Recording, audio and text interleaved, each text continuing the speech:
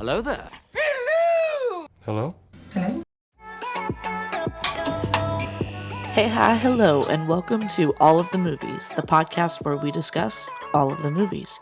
My name's Erinn, and I'm your co-host here along with Emily. We've been best friends for more than a decade now, traveled together, lived together, and have always shared a love and enthusiasm for all things movies. A while back, we decided to start recording our movie conversations and create a joint YouTube channel, now podcast, to share with all of you. So thanks for watching or listening, and let's get into this week's episode. Hey guys, my name is Emily, co-host here of the podcast All of the Movies. I wanted to say we're back. So we kind of took a hiatus for the end of 2020, beginning of 2021, but we are back. New year, new episodes. So to kick it all off, we're a little late to the party, but Wonder Woman 84. So without further ado, let's get into this episode. What's up, people? It's been a hot minute. I don't know why people say that. I'm not one of the people who can pull off hot minute. Welcome back to hot. It's a hot minute. It's been a hot minute since we've seen you guys. Welcome back to All of the Movies. I'm Erinn. This is Emily, and we are talking about Wonder Woman 84. The second one, WW84. Boom! Look at this awesome thing that I got from the movie theater. Yeah, because you saw it twice. I did see it twice. You saw it HBO Max. Yeah, there's a which reason it dropped on Christmas. Yeah. And then you saw it in theaters. Yeah, there's a reason I saw it twice, and we'll get into that. But first things first, we are going to try to get back on that once a week upload schedule that we were doing really well with for like a month and a half. You know what? The holidays happened. You know, End there of were some year, things. it's Yeah, fine. exactly. It's fine. So yeah, make sure to like and subscribe on YouTube. Follow us on all of your podcast streaming platforms, Spotify, Apple Podcasts, Google, all of those, Anchor, FM. Let's get into it. Wonder Woman 84 this week.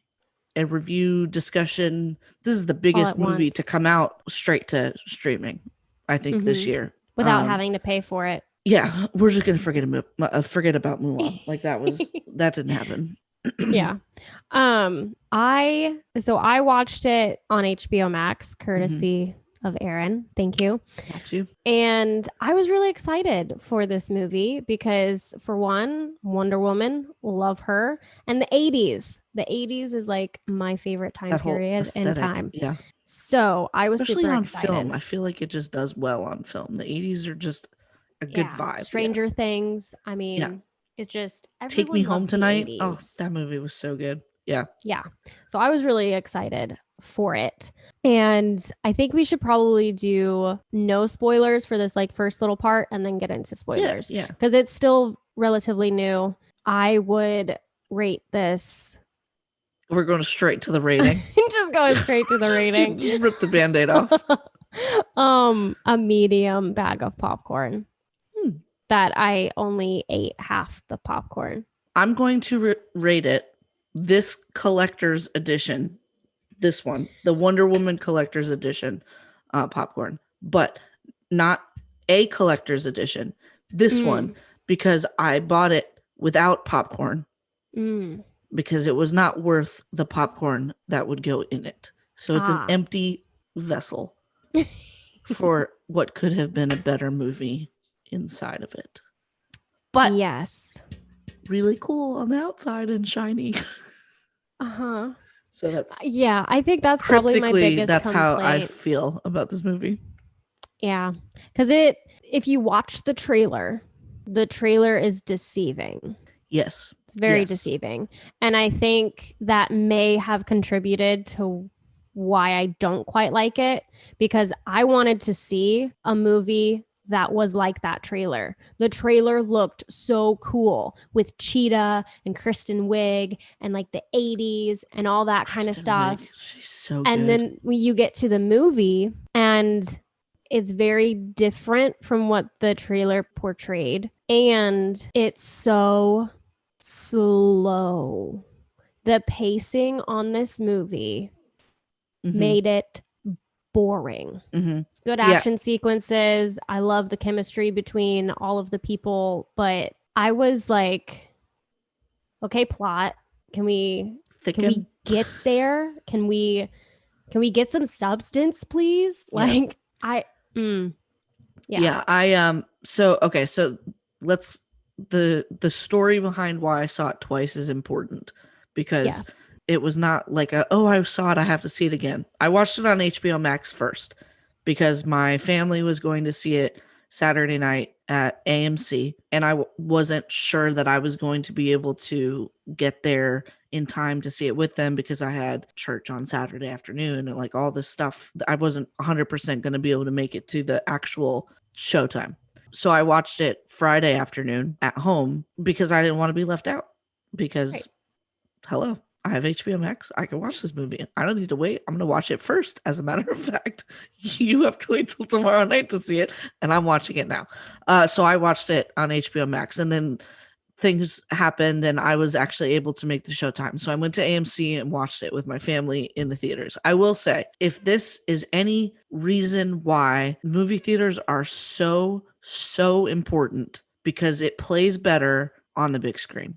I was Just going to ask does. you that. It just As does. soon as you told me that you watched it in the theaters as well, I was like, I need to know. Does it? It just probably looked and felt better. It just in does. It's that theaters. entire immersive. It's loud. It just felt because again, I agree the plot was kind of messy. There was too much happening setup wise that they didn't need. It definitely plays different on the small screen, you know, in your living room in the middle of the daytime than it does in a movie in the theater with Yeah. your collectors not filled with popcorn. Not filled with it was $14 to get it with popcorn in it. It was $3 to get it without. So I was like, I don't need no popcorn. I just want my bucket.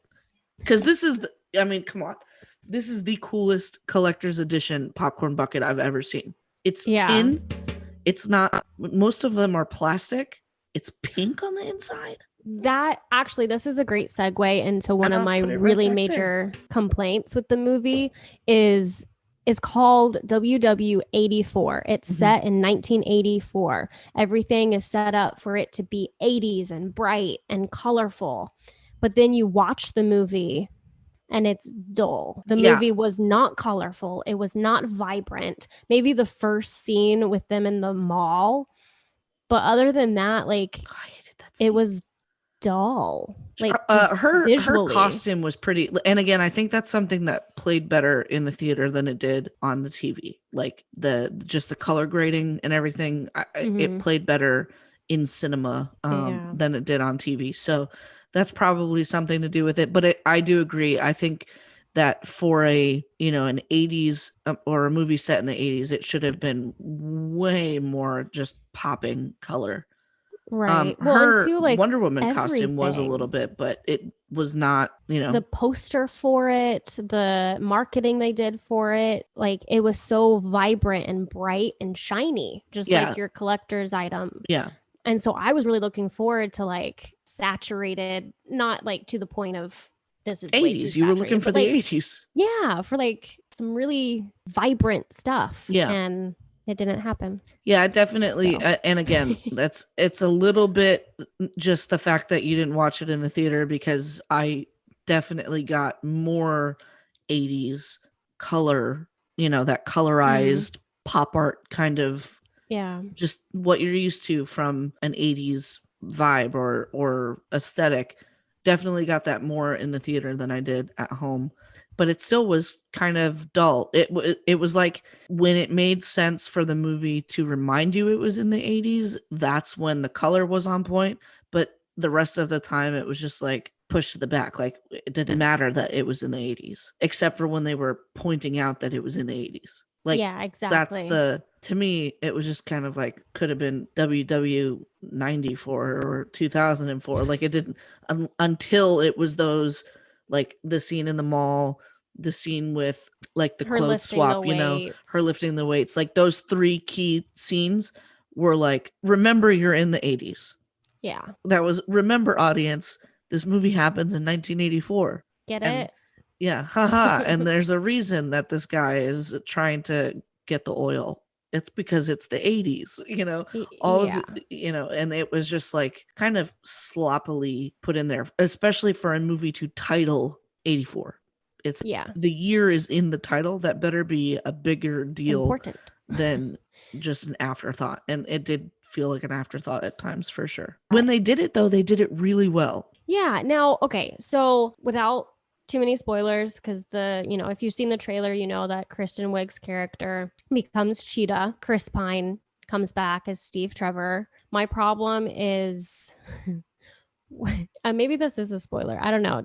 I really want to get into spoilers because I have a lot of complaints with this. Yeah, with this film. with just the overall, like, how that stuff happened. Well, okay, so one thing I do want to bring up before we get into spoilers, here's my feeling on it as far as does it stand up from the first one. Wonder Woman was arguably the most successful DC movie, maybe outside of Aquaman, but I still give it the leg over Aquaman. I liked it better. That's come out so far. I think that's a safe thing to say.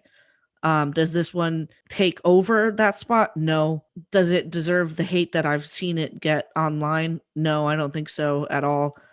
We might have a disagreement on that. I think it's maybe just as good as the first one in certain areas, but I haven't seen the first one in a while now, so it's hard to say if that would we watched the first one and then watched the if I had done that, I think I would have had different feelings on it. But like critics wise, Wonder Woman, the original Wonder Woman, like the first one that came out now, it's the best DC movie to come out, and I would agree with that. This one I don't think takes over the mantle, but I still would put it up there as better than the other DC movies that's come out. So True. To me, it still kind of falls within that Wonder Woman, Aquaman, then this one maybe. So it does get up to almost as good as the first one. Like I said, I don't think it deserves the hate that it's getting from people. People are ripping this movie apart. And I don't get that, because it was entertaining. CGI wasn't great, but it's DC. The CGI hasn't been great the whole time. If that factors into your overall, like, basically, let's put it this way. If you're going in there looking for Avengers Endgame, you're not going to get it. But if you're going in there looking for Batman vs. Superman, you're going to be really happy. So my thoughts on if you should see it or not. If you have HBO Max or you have a friend that will let you use their login, see it that way. Yeah, because then you don't have to pay for it. Yeah, I told Erinn, I was like, let's just say I am so glad that I saw it for free. And maybe I would have felt different seeing it in theaters. I mean, I think it was worth the $8. AMC, the ticket was $8, which is cheaper than any movie ticket I've paid for in a long time. But yeah. And that was not a matinee. That was a 7:30 showtime. Oh, wow. Yeah. So for this show, for this movie, I would say it's one that there's plenty of places that if you need to go to the bathroom or go get snacks, or that is true. There's plenty of opportunities for you to do that without missing really anything. That is true. So if that's the kind of movie you want to go see it. Yeah, no, I mean, I thought it was entertaining. There were plot holes for sure. I was talking to my aunt is the world's biggest Wonder Woman fan I mean, seriously, on the planet. She is the biggest fan of Wonder Woman ever. She went dressed like Wonder Woman shirt, socks with like little tails on them, like capes. She had I got her a Wonder Woman bracelet after the first one came out. She was wearing it. She, like, to the nines. She was sitting there, watching the movie all close to the screen and everything. She mentioned something to me walking out that Wonder Woman could have been in the movie more. And I was like, you know what?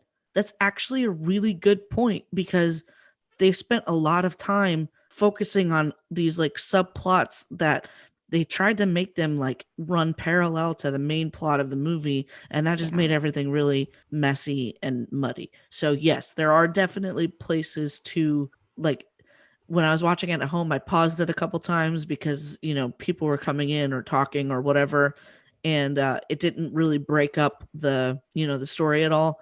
That's a telltale sign for me that a movie's plot is too busy if I can pause it and start it and do all this stuff and stop watching it for a few minutes and it's picks right back up at the, same pacing. So that's a miss for me for sure. But I do think seeing it in theaters helped. Yeah. So I will say that having seen it both ways, if I could say go see it in theaters, if you're able to, if theaters are open near you, if that's a thing that you're willing to do, then I would suggest it. But again, does that also open you up to wishing you hadn't paid $8 to go see it? Yeah, it probably does. Don't blame us for your decisions. But thankfully, it's released on HBO Max for no additional, cost. So anybody who is an AT&T subscriber on their unlimited plans, I think, gets HBO Max as a part of their package. So nice. Watch it; it's worth it. Yeah. Okay. Can we please? All right. So now we'll go to spoilers. For those of you who have already seen it or don't care if we spoil the movie for you, hang out for another 20-30 minutes because apparently Emily has a lot to say. So normally I don't make notes. Like I make mental notes when I'm watching. I had to write these ones down. We're about to get into it. Okay, so I'm going to play devil's advocate from this point out. Honestly, I think you don't even really have to. I think those are just your opinions because you seem to think it was entertaining, and I'm on the other. Yeah, I'm on the other side. Overall, I thought it was entertaining. I fell asleep. Yeah. Did you really? I was so bored. Wow. Yeah, I didn't think it was that bad. Boring. That I wrote it so big. I was so bored. And what's disappointing to me is the first sequence is her when she's younger and she's doing like the Olympics or whatever. I thought that was pretty cool. That was so cool. Yeah, that had some 80s aesthetics too with well done. The bow and arrow and it was like a color run. Yeah, it was so cool. And then she learns a lesson because she takes like a shortcut. Mm-hmm. And that's like a big part of that opening. And then you get into the 80s aesthetic and, it's all bright and colorful and fun. And she comes in using her lasso and full color, like her costume looked bomb in that first sequence. Those first two scenes, I was like, yeah, hell yeah, let's do this. Mm-hmm. It definitely did slow down pretty quick. Yeah, it did. It's like they pulled out all their stops in the first two scenes. And then later when she's battling in the big giant trucks. That was pretty in the Middle East, yeah. Yeah. But other than that, I was bored. Yeah, I think that's what I mean when my aunt and I were talking and she said that Wonder Woman could have been in it more. I think that's what she meant, or at least that's how I took it. You don't see her as Wonder Woman. She's like twice, 3 times maybe in the whole movie. She's in costume. The first, second, and third act. Once in each act. Once per act, which I guess maybe if you look back at other superhero movies, you'd have to do some kind of like dig to see how often a superhero is in their, get up form, or whatever. Yeah. But I feel like give me a Superman movie where Superman is not Superman a bunch and I'd be surprised. You know what I mean? Like so forget the Marvel DC thing because Marvel, Tony Stark is Iron Man like 75% of the Iron Man movies, right? Yeah. I mean, like he's at some stage of building his costume and whatever. And so you have all of those things. And I think the difference is like they're still in their form, but they're still the personal. The way you said that just made me think of form of a dragon. I don't know why. I'm sorry. Like Go ahead. Power Rangers? Yes, I don't know. Continue.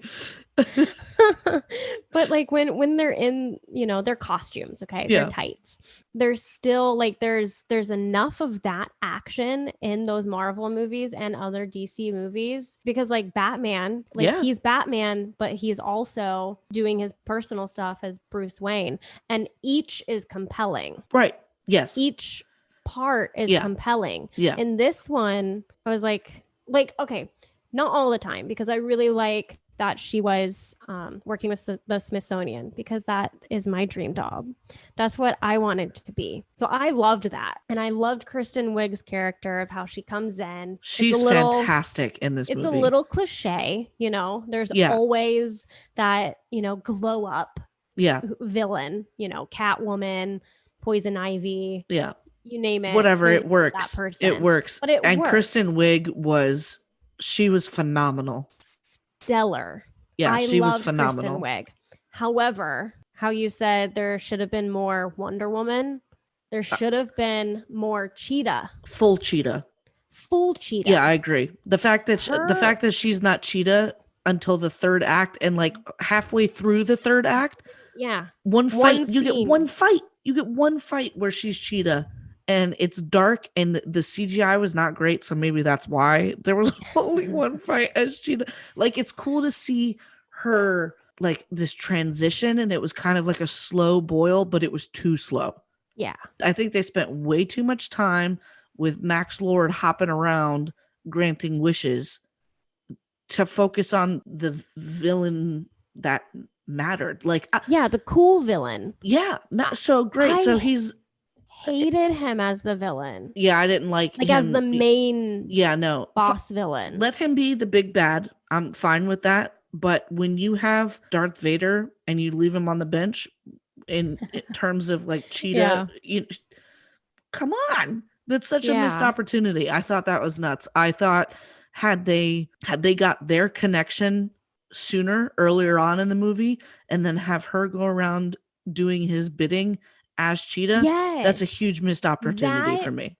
I agree 100%. If he had made her Cheetah the apex predator sooner, and then have her create havoc while he's also creating havoc, that would have been so gripping and like action packed. Because then the tension for the hero is, who do I have to go after first? Where is my time split? And I think they just spent too much time building up the sleuthing part of it, like trying to just walking in heels. Yeah. Just Kristen Wiig heels.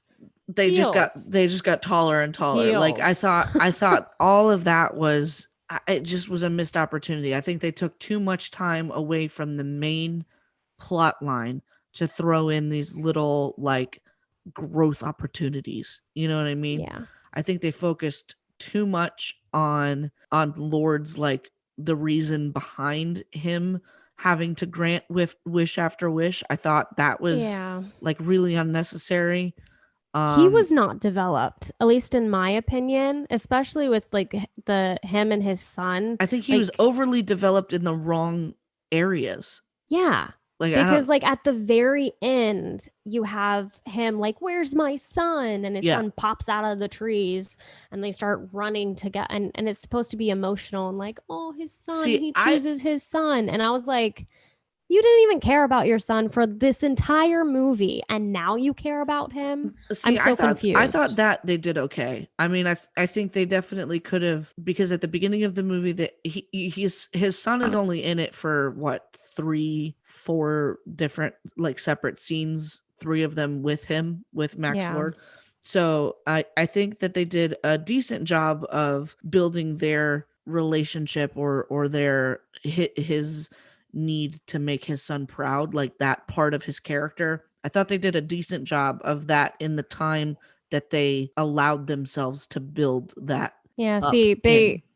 Like you were saying, they should have swapped the time of building his connection with his son and all of that, because you only get like one little flashback to him starting his business and what pushes right him. At the end. You have no idea why he is the way he is. And then the dynamic with his son, like, it just, I feel like they should have swapped those, because then the end when he's like, where's my son? And he realizes, that would have been more powerful of an ending if you saw like what about the mom? Where's the mom? Yeah. You got one line of dialogue that she was with her boyfriend, and that's why Alistair was coming to it was odd. It was they spent entirely too much time on him traveling around the world trying to grant wishes so that he could get ultimately his wish, which was kind of muddy. Was it to take over the world? Was it to get the oil? Was it to like what was his just to own all the oil? Like what was his reasoning? Or maybe the more he got, the more he wanted. I think it was at the end, it was like the more he got, the more he needed, because each wish that he granted was because he said something about needing to rebuild himself organ by organ, and he was going to do that if he had to. But yeah, because the wish takes something from you in return for your wish. So like with Diana, it was her powers. They were slowly fading. It's the monkey's paw. Yeah. Yeah. Which again, they're just guessing on that. Right. You know, he was like, oh, it's like the monkey's paw. And I'm like, what the heck is a monkey's paw? I don't know what that is. Yeah. Like, I don't even know what this stone is. And now you're incorporating something else. Like, I'm so confused right now. Yeah, and I'm surprised that that golden ring, because that ultimately was the powered object. Right. It wasn't the stone, because the stone itself was citrine. Is that what they called it? Yeah. Which was what did she coin it? Incredibly lame, because it's basically nothing. It's very cheap. Right. So the fact that when Steve and Diana found that gold ring, and she was like, the gods imbue it with power, and it's whatever the thing is, like it's the truth that powers her lasso, not her. So it's the whatever the trick or the lie or the deception that powers that stone or that ring, not the stone itself, or not the user itself. Like, why did he not have to have the ring on him? Like, why did he not become the ring? Do you know what I'm saying? Like, because that had the writing on it and whatever. And the other thing that's really confusing about the whole stone and how it works is, and again, you don't need, which they did do some exposition on that. They just brought in some random guy and was like, the Mayans, read this. This is what happened. Okay, there. And then he's gone. But so just do that like way earlier in the movie. Way earlier, so that we know all that like within the first 30 minutes. Yeah, like we need to know the concept, because the other thing is this thing can create a big giant wall in the middle of the Middle East. It can create somebody to have a heart attack. It can create, so many different things, whatever you want. But for some odd reason, Steve came back in somebody else's body. Now, my sister... Yeah, I thought that was weird too. My sister, she loved this movie. So she said that, well, it's like Aladdin. The genie can't bring, people back from the dead. He didn't have his body, so his soul had to go into somebody else's body. I'm like, but you're just speculating. Interesting speculation, though. It's an interesting speculation, but like, why? I didn't necessarily have a problem with that, only because I had a problem with it because he's in somebody's body. Yeah, but I like the way they handled it, though. Like, where he was like, he's got it. Like, I liked the fact that she didn't know who it was, that he had to go through that whole, all I see is you. I thought that added something to the movie. So I was okay with that. That one didn't bug me. How they did it, like you said, like, he had to say something to her that only she would know, and then give the watch. And I thought that how they incorporated it was adequate enough. I just think that it shouldn't have been incorporated in the first place, because he should have just come back as Trevor. Yeah, I don't know. It was just so kind of weird to me. I liked the way that they brought him back, only because I feel like had they brought him back just from the dead and like gave him his own apartment and his own stuff, and it just like, had they brought him back specifically, they would have had to have given him this entire history, which would have required more time. Do you know what I mean? Like, well, I think it would have led to more questions. Could have brought him back was, he just appeared, because that's really what he did. He appeared in somebody else's body. And so like he could have just appeared in his own body. And what I thought would have been really cool is, you know, in the first one where he's like, oh, we got to get you some clothes because you just don't match. Mhm. And so they're going through and they're doing that whole thing. They kind of paralleled it with the guy's Yeah. wardrobe.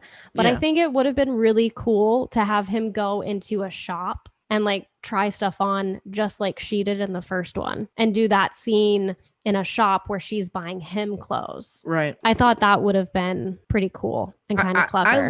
I don't have any problems with the way they handled Trevor's or Steve Trevor's like re-emergence. Like I actually preferred that to having him come back, because I would have had more questions. Because again, if he comes back and He comes could have came back naked. like Terminator, if he comes back, right? If he comes back and it is him completely, then where's he been? Who, like, he's gonna have this whole like life that has to be brought in, and then they have to spend time Not on necessarily that. because he came back pretty much the same age he was. Maybe that's the other reason they didn't bring him back, because he would have been 80 something. He's not Wonder Woman. He would have aged. I still think it's weird. I don't like it. He could have just come back in his own body. But I will concede that we don't know exactly what her wish was. True, because she didn't ever actually She say didn't that loud. verbalize Yeah. it. She thought it. Yeah. So maybe she just wasn't very clear. And so Yeah. the stone was like, okay, here we go. This is what you get. I just like them two together. Yeah, Their their is whole great. thing together, they've got great chemistry on screen. Yeah. They really do. And Kristen Wiig and Gal Gadot have amazing chemistry together, which is another reason why I wish they would have focused more on their back and forth, because when they fight at the end, it's not quite as like powerful as it could have been, only because you don't really get to see them be friends at all, because there's so much focus on Max Lord. I feel like they just took way too much time off of everyone else for him, and in a less interesting way. Yes. I think the movie was less interesting for it. However, all of that being said, I still found the movie really entertaining. I enjoyed the movie. I just don't think it was like As strong as I think it could was have been. messy. It was just messy. Yeah, the pacing really got me. All of the missed opportunities. It had a got bunch of missed me. opportunities. It had a bunch of missed opportunities. Which Could it is have been sad a better because- movie? Easily. Yes. Yeah. Absolutely. It's boring. There's glaring ways that it could have been fixed. And so in my mind, I'm just like, if this is your baby, that's what we ended up with. Yeah. I'd be interested to Because find the out first if they one had was like so good. reshoots or stuff that they had to deal with on this one. Yeah. Because I always feel like movies with messy plot lines, like Justice League is a perfect example. That movie was a hot mess. But look at all of the issues they had in production of that film. Like, it's a wonder that they got a movie that was that good. And that movie was garbage. Well, prime example is Star Wars Episode 8.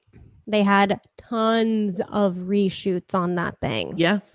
And it shows. That's another one. So I think that when you find a movie, and especially with plot holes or plot line issues or story issues, things like that, where the pacing of the movie is broken up in a really bizarre and not a successful way, I always feel like there's something that happened in production to make it that way. You never find, unless the movie overall is just bad, which this one wasn't. It was the plot issues made this funky. I think the script and the pacing just kind of was just off. It just was off. It just it just didn't feel right. The whole time you were just kind of off kilter with the pacing and the and just the way the story played out. So I feel like I almost want to give them the benefit of the doubt on that. There were some issues in production that they were dealing with. And then,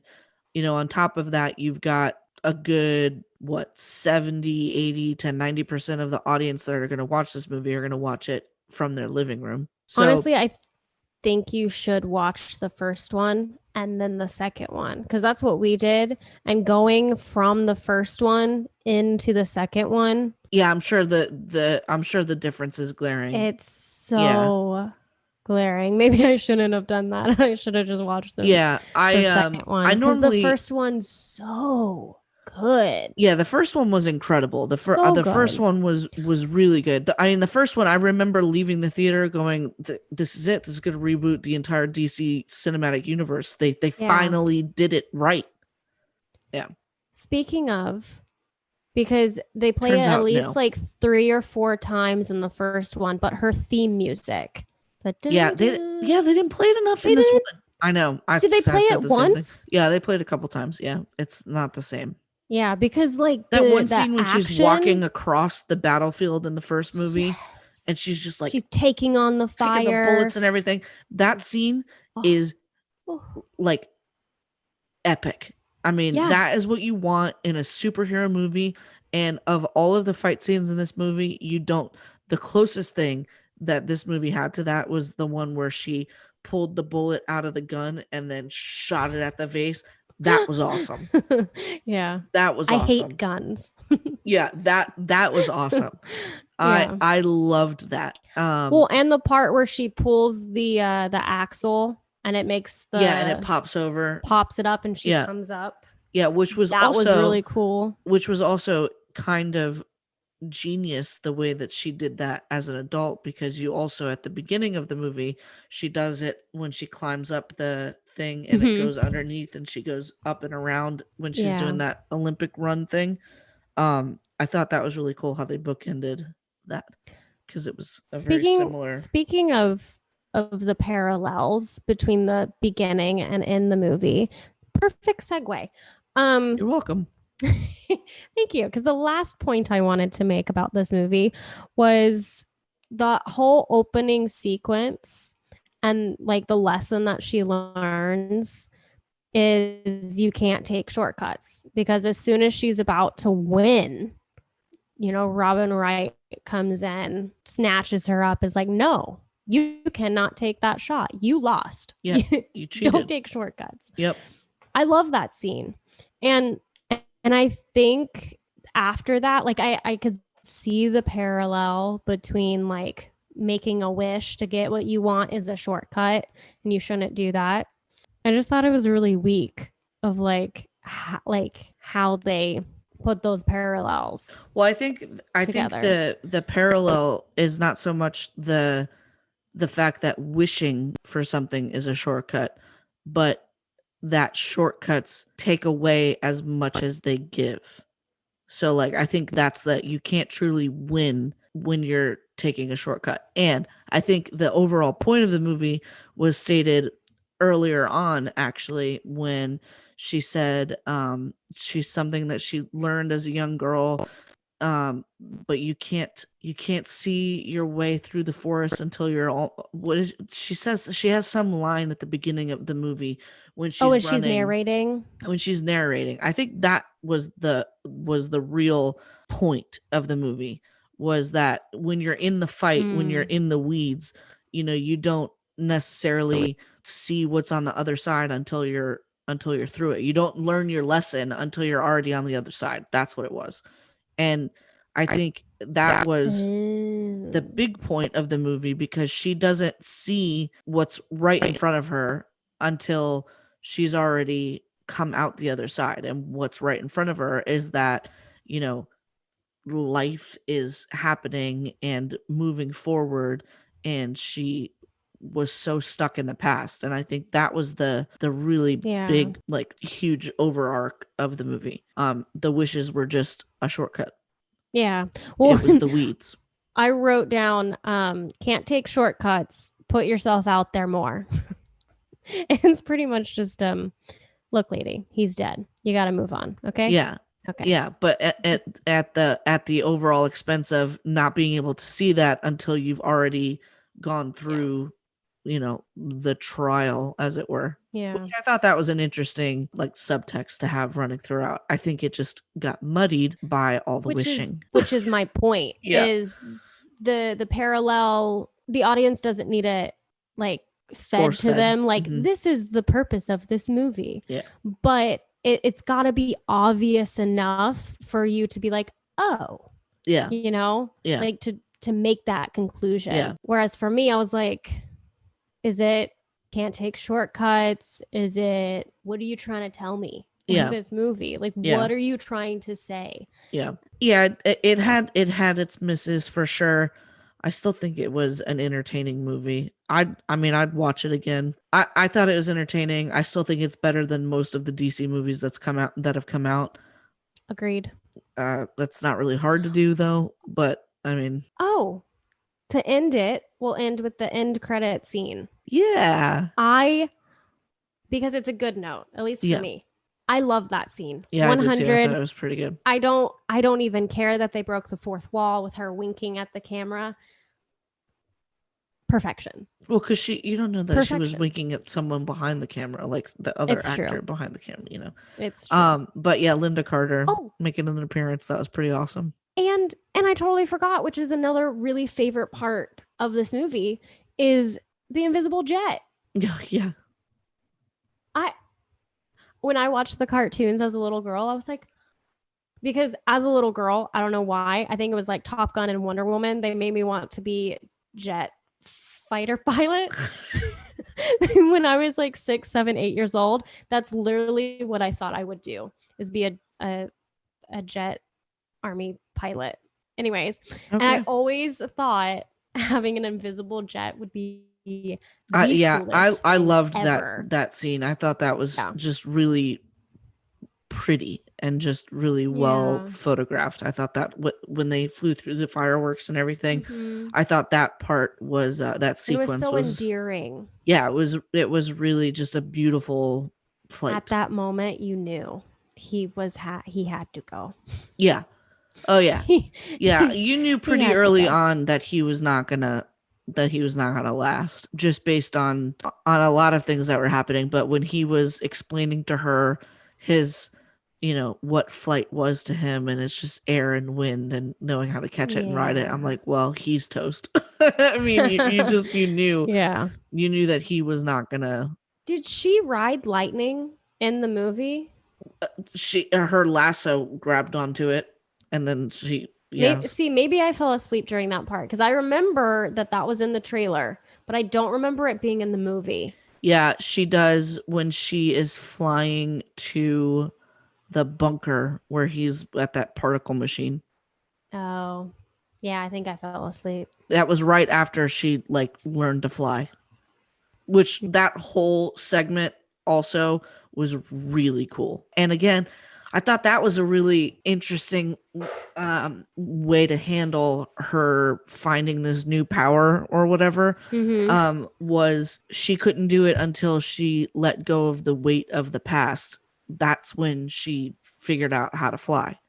Yeah. And I thought that was so cool, because anybody who watched Smallville will know Superman could not fly until the stinking last season. And really, he only floats until the last episode of the last season. Which really makes sense. Just a little segue for Superman in the comic, the early comic books. He could only bound, jump, you know, like a freaking jackrabbit. Right. And it wasn't until later in the comics where that he learned to fly. To fly. So it takes a minute to figure that one out. It takes a while. But it was only until he was truly happy and whole as a person and letting go of his past and his fears and all of this stuff that he could fly. And so I thought that was really cool. Just same universe, whether or not that they meant that or not, that's where I took it. I'm a DC nerd. I love DC. I want nothing but the best for this universe. I find the superheroes so much more I don't know. I like DC comics better than Marvel. I've always liked the Marvel cinematic universe a little bit better, but that's just because the movies are better. Well planned out. Yeah, they just did a better job. DC's problem is they're trying to keep up with Marvel in terms of dollars. Get them out. And they need to just focus on the stories, because go back 30, 40, 50 years, they crushed the game with the original Superman movies and their TV shows, and like they had it. The Batman movies have always been really good, save maybe a couple. You guys can determine you guys can determine which ones I'm talking about for yourselves. Those are guilty pleasures and I love them. Yeah, but like for me, they just go back to making good movies. That's all I'm asking. Yes, but Wonder Woman 84, officially, let's end this episode now. I think it was an entertaining movie. I think that it's gonna catch a lot of heat, undeservingly so. It wasn't as bad as a lot of your comments notwithstanding. I'm not talking about what you have to say about it. There are people who are out downright hating, like out for blood. Yeah, like downright hating on this movie. I'm gonna watch it a couple more times, see if my opinion changes. I mean, I think it needs to be watched again. I'm gonna go watch it right up against the first one and see if that changes my opinion. I think it probably will. Just because even though that first one was like super dark and dreary, like it had more color and life than this one. Yeah, the aesthetics were completely different. I think I would love to see the third one happen in like present day, because enough is enough with the future past X-Men timeline stuff they got going on. Well, number 3, if you guys liked number 1 and number 2, number 3 is a go, and Patty Jenkins is Patty Jenkins and Gal Gadot both signed on for number 3, and as of today, I heard or read in an article that it is the end. It's going to close out the trilogy. This is the final Wonder Woman film. So hopefully they will take the lessons of the first two and that makes sense. Now that you say that, because normally in a trilogy, the second one is more exposition on character than really plot of what happens. Right. Which makes sense for this one, because the plot was pretty much just her coming to her own realization of don't live in the past kind of thing. So that makes sense. You said something, you texted me that Wonder Woman was in the middle of her past and her future. Whether or not you were talking about Wonder Woman, it fits, because she is actually in the middle of her past and her future, because all of her movies have happened in the past, and then her like ensemble Justice League timeline stuff is all happening in the future. So hopefully this third movie is going to like balance that out, because it's all getting very confusing. Yeah. That being said, I think it was worth the watch. I don't think it's a fantastic, super great, like I gave it a medium bag of popcorn. I think it deserves a medium or a large bag of popcorn. Yeah. Or an empty this collector's edition, because this thing is awesome. The thing is pretty cool. It's looking. Dope. I love it. It's going to sit back there with all my movie paraphernalia forever. But yeah, you've got a couple more DC movies coming out soon. Justice League, the Zack Snyder cut's coming out on HBO Max this year. It's really soon, actually. I think I'm gonna borrow your started seeing some trailers for that, and they've been all in black and white. So I'm interested to see if they're gonna release this movie in black and white, because that's not a good look. Don't do that.